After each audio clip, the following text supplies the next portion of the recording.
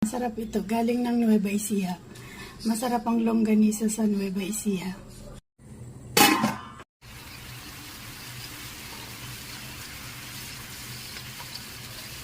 Ito na ang longganisa. Sarap po ito. Tapos magsasangag ako ng konting kanin. Sarap.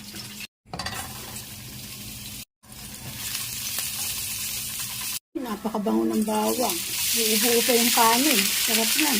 Hindi ko nalalagyan ng asin. Liquid seasoning na lang. Konti lang. Para may lasang konti.